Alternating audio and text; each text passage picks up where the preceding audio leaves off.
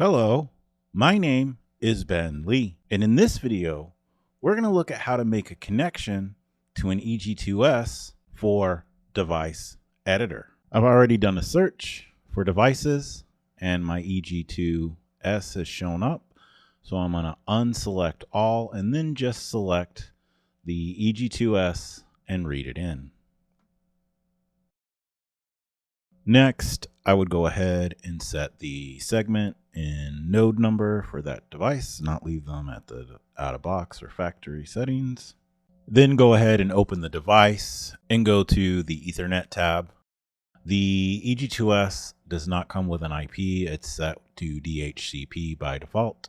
So if you don't have a routed network, you would have to go in and go ahead and select custom settings and set an IP address. Otherwise, if you're on a routed network like mine is, it would go ahead and receive a IP address and you would see it right there to the right. If you're not on a routed network, you would need to set a static IP address within the same subnet for your laptop in order to be able to communicate to the EG2-S. Next, we'll select the connection manager in the lower right, and then go ahead and create a new link to the EG2-S. Input the IP address and the default password, which is password, and select OK. Next, we'll select the three dots to the right of the EG2-S we're working in, and then select Edit Password.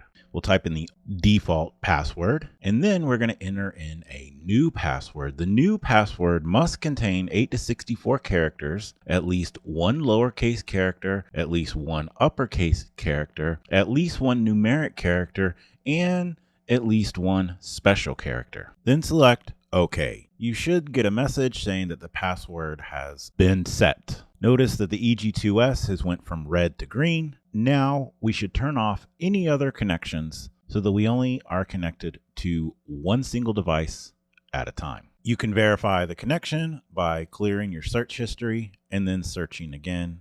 I also want to note, if you have older firmware in your EG2-S, you would need to go from, for example, 202 to 203 to 204 before going to 205. If we needed to update firmware, we would simply select the connection manager, select the three dots, and select flash device.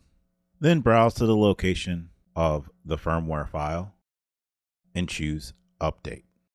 I hope this video was informative, and thanks for watching.